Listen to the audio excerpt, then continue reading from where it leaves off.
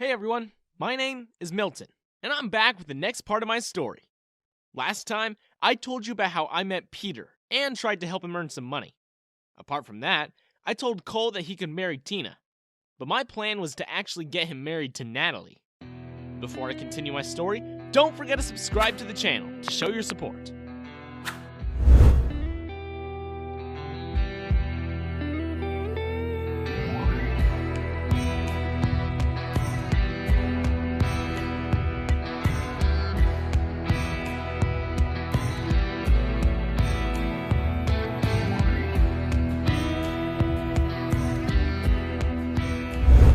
Cole arrived 2 days later.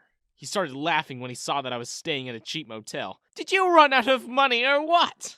he asked in amusement. "I just try not to make unnecessary expenditures," I replied, "especially when gold diggers are around." "Of course," he laughed. "You never disappoint me, Milton." He spoke too soon. Tonight, he was not only going to be disappointed, but completely crushed. "So, where's Tina?" he asked, glancing around me. You can meet her directly tonight," I said. "I'll bring her to the venue." After he left, I made sure that Natalie was ready. I couldn't trust her. What if she ditched me at the last moment? When I went to her room, she was giggling to herself, checking out her expensive jewelry. "Ugh, what are you doing?" I asked. "Oh, Milton, look at these. Aren't these awesome?" she chuckled. "Cole sure is generous." I don't know why Tina doesn't want to marry him, but I guess I can understand. Neither Tina nor Penny can ever compare to me. Yeah, sure. No one could compare to her in gold digging. "Don't bring Tina into this," I said sternly. "She's nothing like you. I don't know why you're so jealous of her, but please get out of our freaking lives after this wedding." Before she could reply, my phone started buzzing with a call. I frowned at the unknown number. I walked out of Natalie's room and received the call. Raymond's voice greeted me. "Milton! Where are you, dude?" "Raymond? How did you get my new number?" I asked in surprise. "It's a long story," he replied. "I just got off my flight. Now, can you tell me where you're staying?" "Wait, what? Flight? Are you in Japan?" I exclaimed. "What's going on? How did you find my location?" "Man, don't even get me started," he sighed. "Becca somehow got to know that you were here. She was about to come after you, but I stopped her and came instead. Good thing she still trusts me." "Becca?" I asked in confusion. "Do you mean Beth?" "Yeah, that." I rolled my eyes. "Sometimes I feel like you keep getting her name wrong on purpose." "No, I just don't feel the need to memorize the names of insignificant people," he said defensively. "But Betty's not important right now. Tell me where you are." I gave him the address and asked him to beware of Natalie and Cole. Raymond entered my room 2 hours later. "Good to see that you're doing fine," he said as soon as he saw me. "I was so worried after Beth and James kidnapped you." "Yeah, though you did handle the situation pretty well," I remarked. "That fake speech idea was brilliant. How did you even come up with that?" "I'm naturally gifted," he replied smugly. "Your sister was freaking out, and she wanted me to rescue you and stuff. But I knew that I couldn't risk losing Beth's trust. You're capable of rescuing yourself, after all." I sighed. "I have years of practice. But is Tina okay now? Her speech was pretty impressive, not gonna lie." "Who do you think helped her?" he smiled. "Raymond to the rescue yet again." I shook my head. "Man, you love praising yourself, don't you?" I chuckled. "But yeah, you really are a lifesaver. Thank you for everything you've done so far, Raymond. And I'm sorry about what happened with Kristen." He waved his hand. "Nah, don't mention it. I'm glad that I got to know the truth before getting in too deep. Though, I wonder what she's up to now. Knowing your history with gold diggers, I don't think she'll sit back and wait quietly." I nodded. "I know, but right now, I have to worry about tonight's wedding." He gave me a confused look. "What wedding? Did you finally decide to marry Melissa?" "What? No!" I exclaimed. "Why is everyone connecting me to Melissa?" "Because she likes you, I guess," he replied. She was worried sick about you and almost risked her everything to get you out of James's mansion. What? Are you serious? I asked in shock. Yup, he nodded. Though, thankfully, she consulted me first and I could stop her on time. Dang, you have no idea how much work I've been doing while you were absent. You still don't pay me enough. This guy never got tired of joking. I was slightly worried about him after he broke up with Kristen, but it seemed like he got over her pretty fast. Anyway, I was really glad that I had someone like him to help me at every step. At this point, Raymond and Tina were the only people I could trust. Maybe Melissa too, but I wasn't sure about her yet. I asked Raymond to help me with the wedding arrangements. Soon, it was time for Natalie to walk down the aisle and marry Cole. My heart was beating loud in my chest. This could be either a big victory or a big failure. I mean, Cole wasn't going to be happy when he would find out that I deceived him, but what could he do? I had already made plans to expose his illegal business activities and get him arrested, but I needed time to do that because Cole was more influential than James. I would probably need a private detective to dig deep into his activities and get the proof against him. Until then, Natalie could keep him distracted. She wasn't going to leave his side easily after getting married, and that was all I needed. I watched nervously as Natalie walked towards Cole with a veil covering her face. Cole frowned at her. What's with the veil? It's a family tradition, Natalie replied. I was impressed at how she had changed her voice to sound more like Tina. If only she made use of her talent at the right places instead of terrorizing me, the story would have been completely different. Fine, Cole replied and then turned to the priest. Go ahead. They took the vows and I couldn't believe that it was really happening. Natalie really got married to Cole. No one came to ruin the plan. Or maybe I spoke too soon, because just a second later the doors burst open and Penny made a dramatic entrance. Who invited this gold digger? Cole yelled. Kick her out of here! Penny threw her hand back and started laughing hysterically. Wow, such hypocrisy! The girl you just married is a gold digger too, and yet you're criticizing me? Crap! She was going to ruin everything! Penny, get out! I yelled. We don't want you here! I don't need an invitation to my own sister's wedding now, do I? She smirked. Cole narrowed his eyes. What's going on here? Why don't you see for yourself? Penny said and walked towards Natalie. Without wasting a second, she lifted her veil to reveal her face. Cole's face went pale and he stumbled backwards. No, this can't be true. Oh, it's true, Natalie said. We're married now. Aren't you happy? Cole turned to me. Middleton, how dare you? Do you think you can get away with this? Well, then, since he already found out, I could cut out the act. Why are you so upset? I asked. You wanted to marry my sister, right? Here she is. Sorry, but Tina's way out of your league. You should go for people who are just like you. Selfish, manipulative, and evil. So, this is how you're going to play, huh? He shook his head. I'm going to make you regret this. Just you wait, Milton. Start counting your days because you don't have much time left. He turned around and glared at Natalie. Then he left. Natalie ran after him.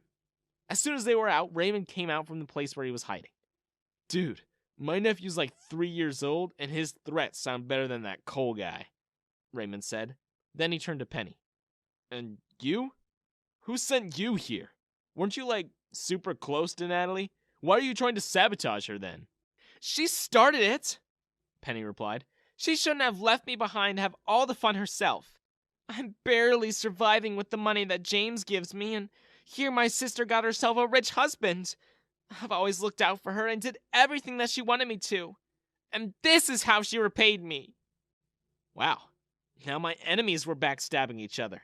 I didn't know if I should be happy or amazed. Also, Milton! Penny suddenly exclaimed, running towards me.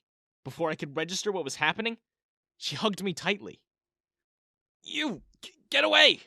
I pushed her. Don't touch me! She made a pitiable face. Why are you so partial? You treat Tina nicely, and now you even help Natalie. But you're always cold towards me. What did I ever do to you? The list is long, but you already know, I replied. And no, I didn't help Natalie. I'm using her. As for Tina, she's my only sibling. Of course I'll treat her nicely. She scoffed. I knew you would say something like that. That's why I came prepared. What do you mean? I frowned. Either find me someone rich and good-looking like Cole, or I will call James right now and tell him your location. She smirked. I was pretty sure that Cole had already done that. But before I could reply, a very familiar person sneaked up on Penny and knocked her out with a single punch. Hey everyone, it's Milton again. Last time, I told you how Cole and Natalie got married. Penny arrived to ruin everything, but she was a tad bit late. Though Cole got really mad and threatened to end me. After he left, Penny started nagging me. However, someone arrived at the right moment and knocked her out. Before I tell you the rest of the story, don't forget to subscribe to the channel to show your support.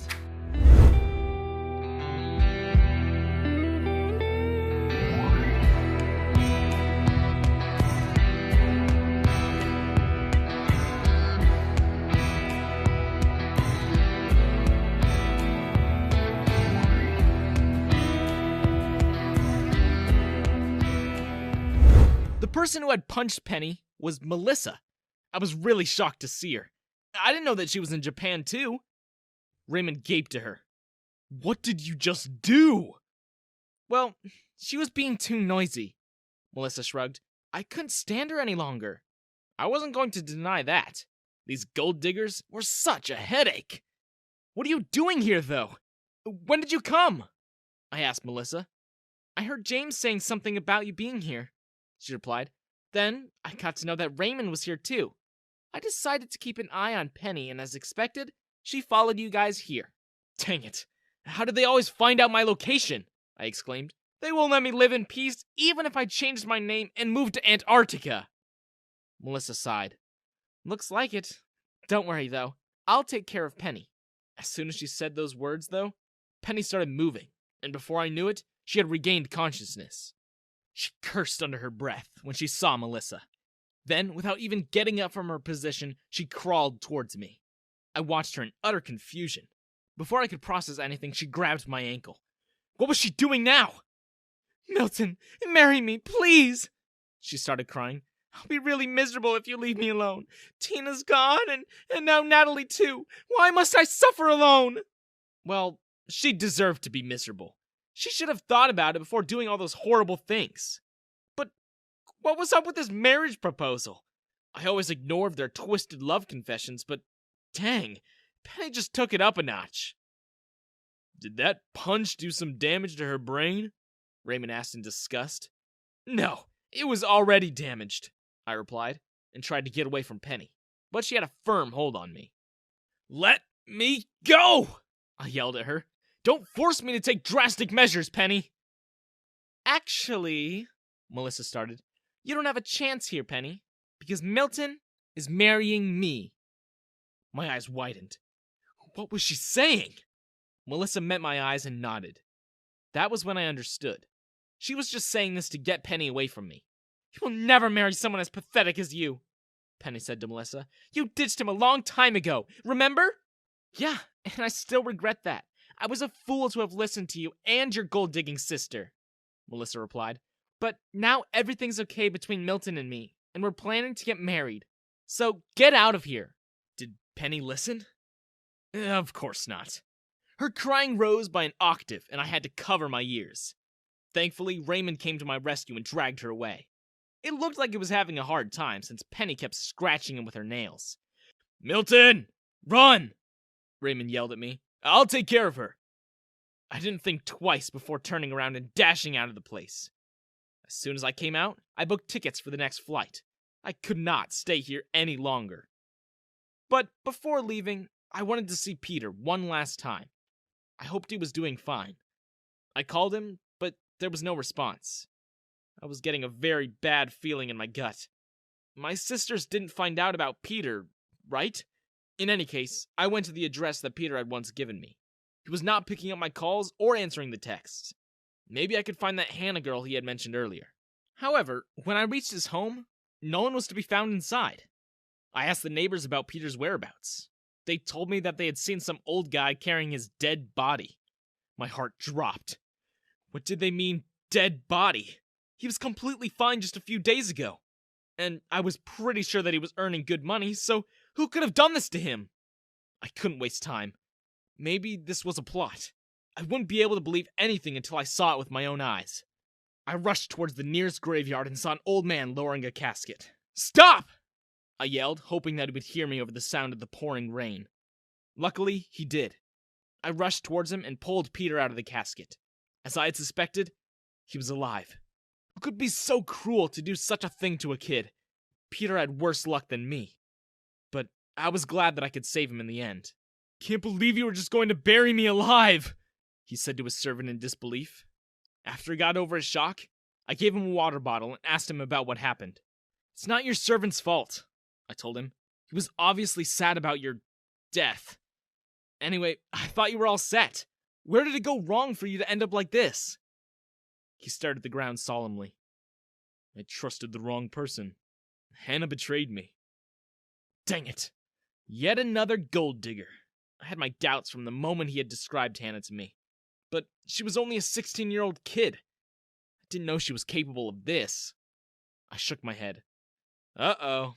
That's why you never trust gold diggers. I mean, I'm not sure what exactly happened between you and Hannah, but wasn't she, like, super rich or something before meeting you?" He nodded. "Yeah, and when I started earning money, she used to spend more than we can afford. I kept ignoring it until this happened." He looked up to meet my eyes.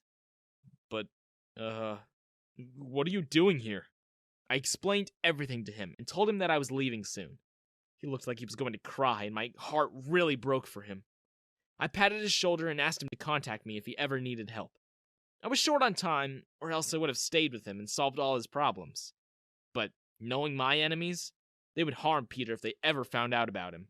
After saying my goodbyes, I took a cab straight to the airport. I would rather spend all my time waiting at the airport than face my sisters again. Now, I was going to get busy with the election campaign again. In a way, I was thankful to James for postponing the dates. I got a second chance to prove myself to the public. I was just 10 minutes away from the airport when the car suddenly stopped and the driver turned to face me. Without missing a beat, he pressed a cloth to my mouth. I found myself losing consciousness within seconds. The scent was too overwhelming. My mind had stopped working and there were black dots in my vision.